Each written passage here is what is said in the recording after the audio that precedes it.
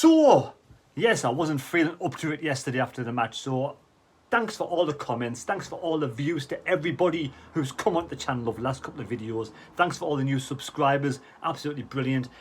I couldn't answer all the comments yesterday after the game because I read them and I liked them and I gave them a like, I gave them a love or whatever it was, but I wasn't up to answering all the comments. So a big thank you, and let's move on to today's video. So today's video, Alex Neil has joined Stoke. Fuck off. Here we go, back again with another video, and yes, today's video is to do with our favourite man of the moment, not Alex Neil. Yes, there's been a club statement released online only a few moments ago, and it reads as such: Sunderland AFC can confirm that Alex Neil has joined Stoke City with immediate effect. The 41-year-old expressed his desire to leave the club on Friday morning despite signing an improved contract at the Stadium of Light earlier this month. So he signed an improved contract earlier this month. SAFC made an immediate offer to further significantly enhances Neil's terms on Friday afternoon. So they are now saying that they asked Alex Neil, they got him in, and they announced that they significantly give him better terms, but clearly it wasn't as high as it was at Stoke.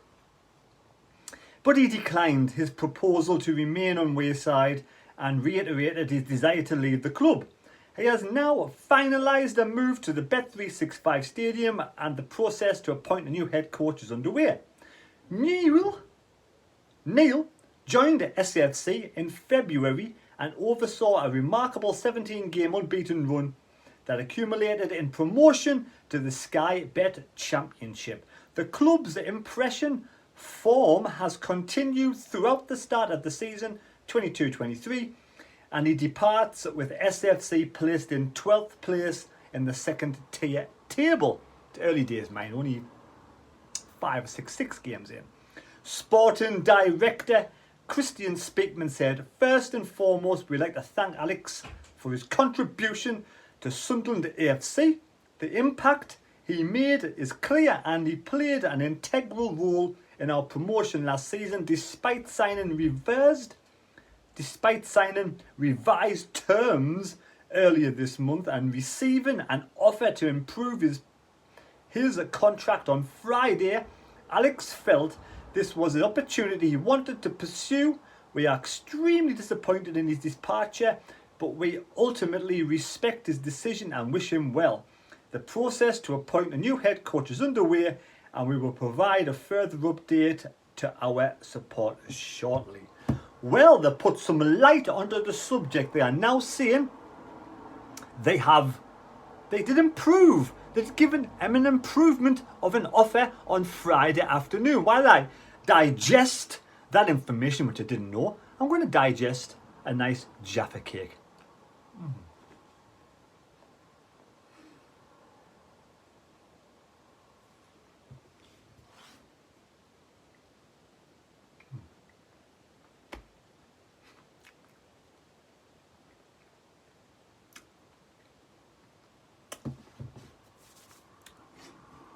Crack open a can. I am feeling much better now than I did yesterday when I got back from the match. Thank you for watching the vlog yesterday, much appreciated. I only had 1 pint yesterday at the match, 1 pint and a can on the bus, and that was it.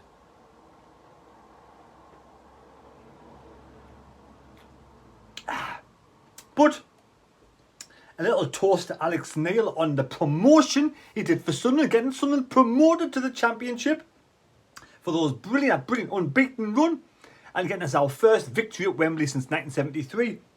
But apart from that, he can fuck off. There you go. He can piss off. Deserting us for Stoke. I mean, what the fuck? Why would you desert Sunderland for Stoke?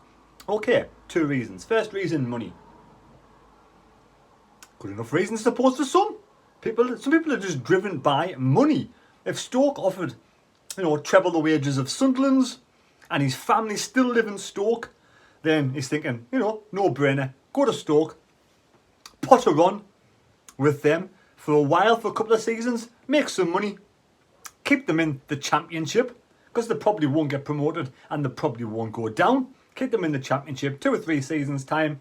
You know, he's got a couple of wages in, he can move anywhere, he can move anywhere else in the Championship probably, or move further down the leagues, or, you know, if they don't do too well, he might even get sacked, which would actually be, you know, I don't really see anybody get sacked from anywhere, to be fair, but, you know, it'd be kind of like I got a little bit of a smile on my face if Stoke do badly and he does get sacked. But at the end of the day, I don't wish Stoke any ill health, because it's not Stoke's fault.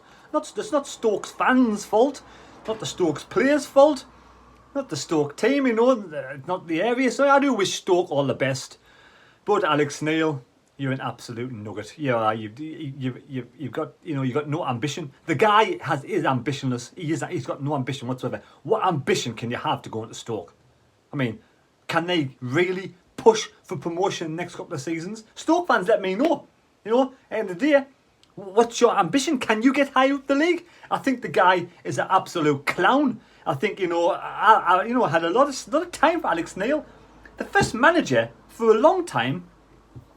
I know Big Sam was another one I really got on board with. I didn't really kind of fancy the whole Alex Neil thing to begin with, but he gets under your skin, doesn't he? He's really done really well now. He's really got me on board with the whole process with Alex Neil and his team, and I didn't have a bad word, you know, I didn't have a bad word to say about the bloke before he left on Friday, and that came out of the blue, and I was absolutely gobsmacked, dumbfounded, and I did see red, and I kind of blamed the board. I kind of blamed Speakman and KLD for not really getting him tied down in the first place. But clearly, a bit of a Judas, and he's just left us and gone for money and closer to his family. So, at the end of the day, I mean,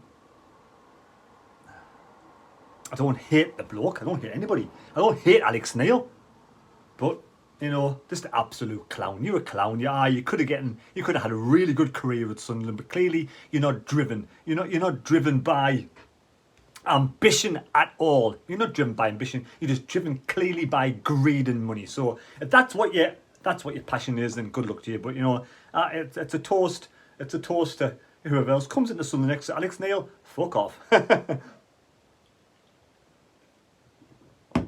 There you go. I can tell you to piss off, but I don't hate him.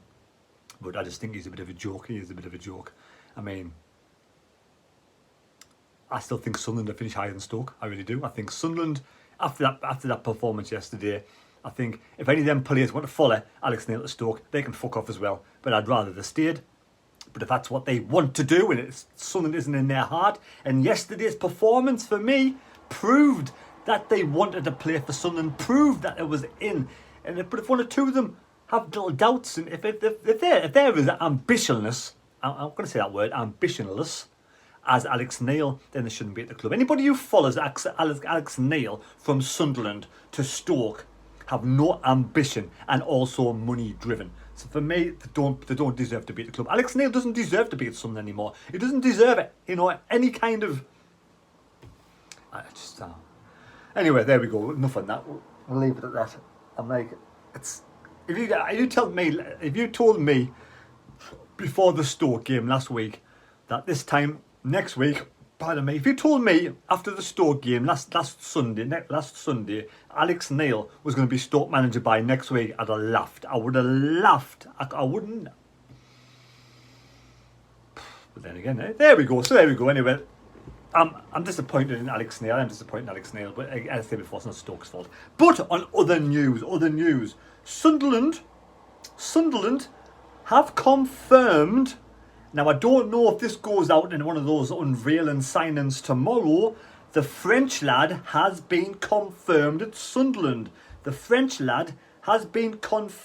at Sunderland. Now, I will try to pronounce his name. Edouard Michut. He is a 19-year-old midfielder from Paris Saint-Germain, PSG. 5'10", 5'10" tall midfielder. He's only played 6 games for Paris Saint-Germain. No goals. Under 16s French national team, he's had 2 games. Under 17s French national team, he's had 3 games. And under 19s French national team, he's had 19 games. So there we go. He has signed for Sunderland and will probably be revealed tomorrow. I would have thought if it hasn't already been revealed today and I've missed that, whatever it is. But in other news, the favourite to replace Alex Neil is Tony Mowbray. Now, a lot of people don't want Tony Mowbray at the club. He's a 58-year-old and he was born in Saltburn. He played for Middlesbrough for 348 games and scored 26 goals. Then in 1991 he moved to Celtic, played 77 games, scored 5 goals. He was a defender, and then to Ipswich, 125 games and scored 5 goals. England B team, he was sort of 3 games for the England B team, but then teams managed. This is his managerial statistics. Ipswich, 2002. Then he moved to Hibs, then to West Brom, to Celtic, to Middlesbrough, to Coventry, then Blackburn. Coventry and Blackburn. But he's best, I would have thought, he's better. The club he definitely was better at most of all was Celtic. I mean, in Celtic, he had a 51% win ratio, 45 games in charge, 23 wins, 9 draws, 13 defeats. Now, Blackburn, his last team he was in charge of, 267 games in charge of Blackburn, 108 wins, 70 draws, 89 defeats. That's not a bad record, to be fair, you know, for a team in the Championship, Blackburn. So he's a kind of another one like Alex Neil. It's not somebody I'm like buzzing over the moon about coming into the club, but it's somebody I'll get behind, I'll support, and I hope he does really well. So if Tony Mowbray, and for me, this is what we're going to get, because even though, you know, Alex Neil's walked away from the club, a little bit of the blame does have to still go, I think, with Speakman and KLD for not sort of, I don't know, we don't know when we say they've made him an offer. I mean, it could be like, you get £7,000 a week, we'll give you now £7,500 a week. We don't know what kind of offer that there was, with a significantly amount that was offered to Alex Neil. Alex Neil seen the opportunity and he's just gone. He just walked like a Judas down to Stoke for money and for I can understand the location. I can understand the location thing. I really can. If he has young kids and he wants to spend more time with them, I can understand that. But what really pissed me off the most was leaving the way he left. No goodbyes, nothing at all. He's just pissed off, simple as. And he's like, he has no, what's the word? Just no loyalty at all. The bloke is not loyal at all. The bloke is not loyal at all. Imagine the reception I get when he comes back to the Stoke match. And I think he'll deserve it. He will deserve it, because he could have done this. There's the right way. Alex Neil's burnt all his bridges. He's burnt all his bridges at Sunderland. There's a right way and there's a wrong way. The right way would be to go out, have the Norwich game, get the Norwich game away, possibly the Rotherham game away, or whatever it is, have a week, a break, and say, well, even after the Norwich game, Sunday, come out and say, right, I'm leaving now, I'm going to Stoke. I want to wish the fans all the best. Do a proper club statement. Instead of just swanning off down to Stoke day before a massive game. We've lost that game as well. We could have won that game under Alex Neil. I think we might have won that game. And do you know what it is? I think we would have won that game under Alex Neil. I do. I think the substitutions from the people yesterday in charge were too late and we were too tired. The guy, Mr. Smith, in charge of Norwich, made better substitutions, and he made them when he knew the club, when he knew they were just starting to get on the front foot, and he really went for the jugular, changed those substitutions, and really won that game of football. Where the stooges on our bench, they're not managers, not head coaches, and they made the decisions. It was too late.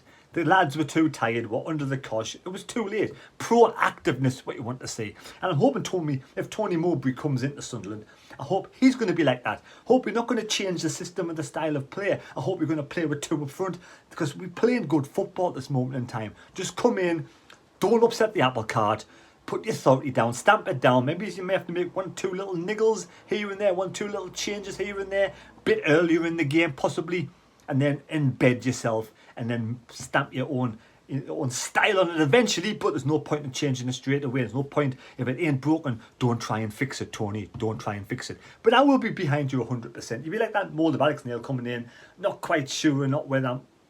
It's not like a glamorous appointment, is it? It's not like someone like Bielsa or someone, or it's not a glamorous appointment, Tony Mowbray. And I'm like, when I first heard it, I was... I wasn't really that bothered, you know. I was like, oh, I hope we don't get Tony Mowbray. But he's been around the block a little bit. To be honest, would you rather have Tony Mowbray? Would you rather have Tony Mowbray, or would you rather have Neil Warnock? Out of those two, who would you rather have? I think I'd rather go for Bielsa. I think that the attacking football that we possess at this moment in time, I think that would suit Bielsa.